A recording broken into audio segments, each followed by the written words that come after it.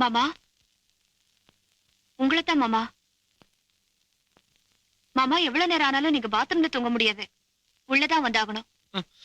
மொழி தெரியாத ஒரு பொண்ணு வழி தெரியாம கடை வீதியில அம்போன்னு நின்று இருந்தா, அவளை யதார்த்தமா கடை கூட்டு போய் நேந்திரங்கா பொரியல், நேந்திரங்கா வத்தல், நேந்திரங்கா பழம்னு வாங்கி கொடுத்தேன். இது ஒரு சாதாரண விஷயம். இது உன் தம்பி பார்த்துட்டு வந்து பெரிய சமாச்சாரம் மாதிரி இங்க ரிப்போர்ட் பண்ணி நீயும் ஒரு பெரிய விசாரணை மாதிரி இந்நேரத்துல பாத்ரூம் போக விடாம என்ன கேட்க வந்தா எப்படி? நான் இப்போ அதை கேட்கறதுக்காக உங்களை கூப்பிடல மாமா, வேற விஷயம் பேசணும்.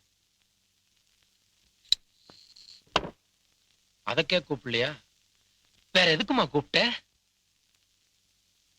வர வர என்னால நீங்க அனுபவிக்கிற கஷ்டங்களை பார்க்கும்போது எனக்கு ரொம்ப சங்கடமா இருக்கு மாமா.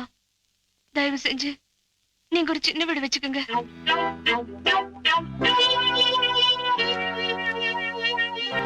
சின்ன வீடு வச்சுக்கிறதா? நீ என்ன பேசுற, யாருகிட்ட பேசுற, இதெல்லாம் புரிஞ்சுட்டு தான் பேசுறியா?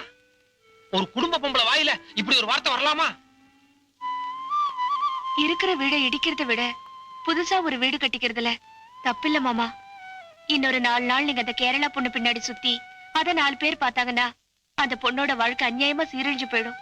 என் புருஷன் இன்னொருத்தன் பொண்டாட்டியை கெடுத்துட்டாருங்கிறத விட இன்னொரு பொண்ண பொண்டாட்டி மாதிரி வச்சிருக்காருன்னு பேர் வந்தா அது கொஞ்சம் கௌரவமா இருக்கும். நீ 1000 சொல்லு, என்னதான் இருந்தாலும் ஒரு குடும்ப பொண்ணு வாயிலிருந்து இப்படி ஒரு வார்த்தை வர்றத என்னால ஜீரணிக்கவே முடியல. கண்ணகியும் ஒரு குடும்ப பொம்பளைதான் மாமா. அவ புருஷன் எந்நேரமும் மாதவி வீட்டுலதான் இருப்பாருன்னு அவளுக்கு நல்லா தெரியும். ஒரு நாள் அவர் வீட்டுக்கு திரும்பி வந்ததும் செலவுக்கு காசு இல்லாம தான் வந்திருக்காருன்னு நினைச்சு அவ கால்ல இருக்கிற சிலம்ப கழட்டி கொடுக்கலையா? நளாயினிய கற்புக்கரசின்னு சொல்றீங்க.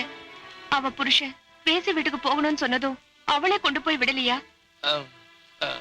நீ சொல்றதெல்லாம் நியாயமா தான் இருக்கு. ஒரு நல்ல பொண்டாட்டி நல்ல புருஷனுக்காக எப்பேற்பட்ட தியாகத்தையும் செய்வா அப்படிங்கிற ரீதியில சொல்ற. ஆனா சின்ன வீடு வைக்கிறதுங்கிறது நினைச்சுன்னே கிடைச்சு இதெல்லாம் கதைக்கு ஓகேமா, நடைமுறைக்கு சாத்தியமா என்ன?